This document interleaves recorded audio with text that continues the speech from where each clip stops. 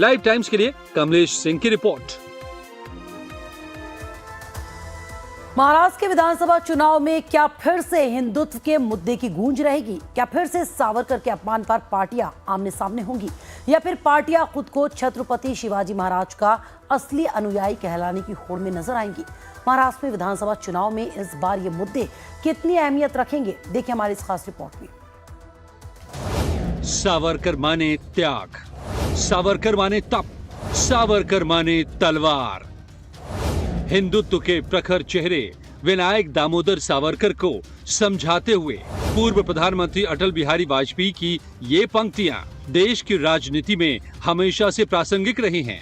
लेकिन सावरकर के नाम पर जितनी राजनीति महाराष्ट्र में हुई, उतनी शायद ही किसी दूसरे राज्य में हुई।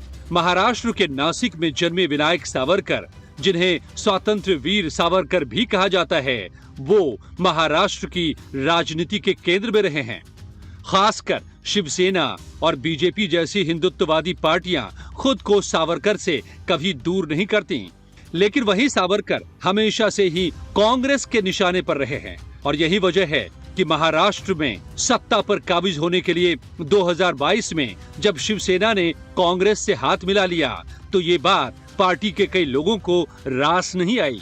आरोप लगे कि उद्धव ठाकरे हिंदुत्व की अपनी विचारधारा से भटक गए हैं। नतीजा ये हुआ कि पार्टी टूट गई और एक नई शिवसेना बनी। इसी को असली शिवसेना के रूप में स्वीकार किया गया।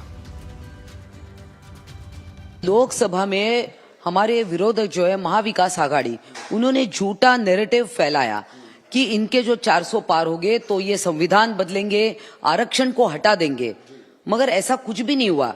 हरियाणा में चुनाव हुए, भारतीय जनता पार्टी जीती। जम्मू कश्मीर में आर्टिकल 370 को एबॉलिश करने के बाद चुनाव हुए, फ्री एंड फेयर इलेक्शन हुए 2014 के बाद, और हमारे विरोधक कह रहे थे कि वहां खून की नदियां बहेंगी अगर चुनाव होगा तो, मगर ऐसा कुछ भी नहीं हुआ। तो जो लोग संविधान की पुस्तक ले लेकर पूरे भारत भर में घूम रहे थे, उनको लोगों ने पहचान लिया है, लोगों ने समझ लिया है कि हम इनके बहकावे में आ गए। और सावरकर जी का जो अपमान कांग्रेस आए दिन करती रहती है, उसके साथ ही आज उद्धव ठाकरे बैठे, लोगों को ये हजम नहीं हुआ है।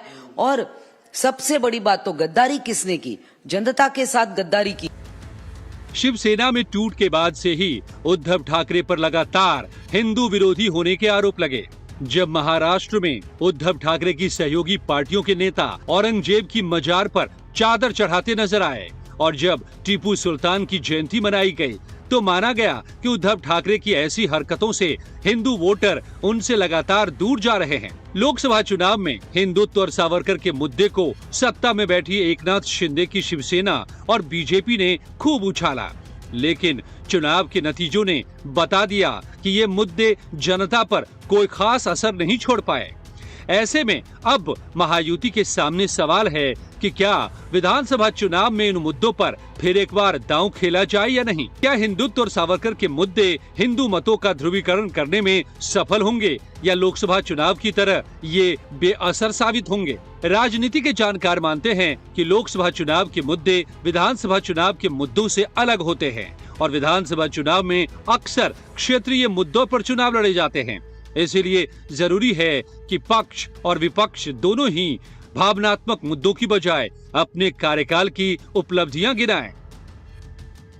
एकनाथ शिंदे गवर्नमेंट किस तरह से नाकामयाब साबित हुई है, कितने करप्शन इस सरकार ने किया है, कैसे उन्होंने महाराष्ट्र की तिजोरी खाली कर दी है, इसको लेकर महागठबंधन जो है, कांग्रेस गठबंधन जो है, वो चुनाव मैदान में उतरेगा। और यही कारण है कि यहाँ पर जो भावनात्मक मुद्दे जो हैं वो थोड़े कम हो जाएंगे, हिंदुत्व का मुद्दा थोड़ा कम हो जाएगा, लेकिन बाकी जो सरकारी वादों और बाकी सरकारी करप्शन, ये मुद्दे ज़्यादा हावी होंगे इस विधानसभा चुनाव के प्रचार में, ऐसा मेरा मानना है। कांग्रेस से हाथ मिलाने की वजह से उद्धव ठाकरे हमेशा से ही विरोधियों के निशाने पर रहे। उद्धव ने हिंदुत्व की अपनी अलग परिभाषा गढ़ी और फिर से अपने जनाधार को एकजुट करने में जुट गए। उद्धव बार बार अपने भाषणों से ये जताने की भी कोशिश करते दिखे कि छत्रपति शिवाजी महाराज के जिन आदर्शों पर शिवसेना की स्थापना हुई, उनसे वो कभी दूर नहीं गए। दोनों ही शिवसेना के बीच शिवाजी महाराज का असली अनुयायी साबित करने की एक होड़ सी चल पड़ी। ऐसे में महायुति से लेकर उद्धव ठाकरे की शिवसेना तक की ये दुविधा है कि महाराष्ट्र विधानसभा चुनाव में किस तरह के मुद्दे उनके लिए ज्यादा काम के साबित होंगे। 2.5 साल के उनके किए काम या फिर सावरकर और हिंदुत्व। विकास श्रीवास्तव, लाइव टाइम्स, मुंबई। दिल्ली